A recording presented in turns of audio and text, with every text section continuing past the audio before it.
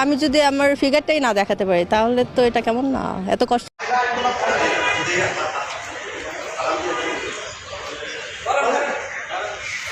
আপনারা সবাই জানেন যে বর্তমানে বাংলাদেশে 2025-এ সেলিব্রিটি ক্রিকেট লিগ হচ্ছে। এই সেলিব্রিটি ক্রিকেট লিগে আমরা প্রায় সময় দেখেছি এবং কি ছোট ছোট ক্লিপে দেখেছি যে অশ্লীলতা ছড়িয়ে পড়ছে। এই ক্রিকেট লিগগুলোকে কিন্তু আমরা দেখেছি ভারতে, পাকিস্তানে, শ্রীলঙ্কায় ক্রিকেট লিগ হয়, কিন্তু এইভাবে অশ্লীলতা ছড়ায় না।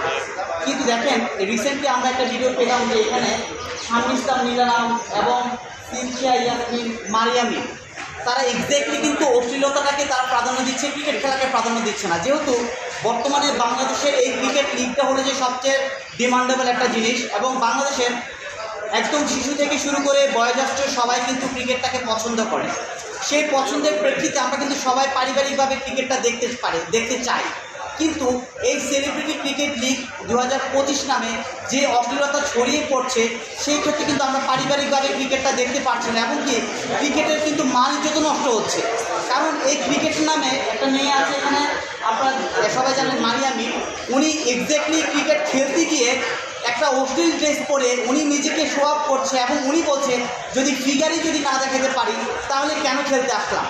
তার মানে তাদের কিন্তু খেলাটা মূল উদ্দেশ্য না, তাদের মূল উদ্দেশ্য হলো যে তাদের ফিগার দেখানো এবং কি বিভিন্ন খারাপ যে নোংরামি ছড়ানো সেটা। কিন্তু আমরা চাই বাংলাদেশে যেন ক্রিকেটের নামে কোনো ধরনের অশ্লীলতা না ছড়ায় এবং এই ক্রিকেটের নামে যেন কেউ কাউকে ক্রিকেটকে কলঙ্কিত না করে।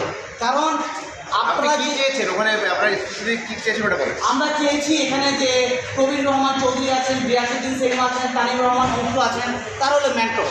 তারা যেহেতু এই কাজটাকে তারা প্রমোট করছে এবং কি কোনোভাবে তারা এই অশ্লীলতাটাকে বেসিক্যালি সরিয়ে নিয়ে আসছে না, তাদেরকে আমরা একটা 15 দিনের সময় দিয়েছি যেন 15 দিনের ভিতরে কেন ক্রিকেট লিগ 2025 সেলিব্রিটি নামে অশ্লীলতা ছড়াচ্ছে তার জন্য জবাব প্রদান করে। আনলেস আমরা কিন্তু তাদের বিরুদ্ধে ডিফরমেশনে মামলা করব এবং কি অশ্লীলতা ছড়িয়ে কেন দিচ্ছে তারা ক্রিকেট লিগ নামে সেই প্রেক্ষিতে কিন্তু আমরা আইনগত ব্যবস্থা নেব।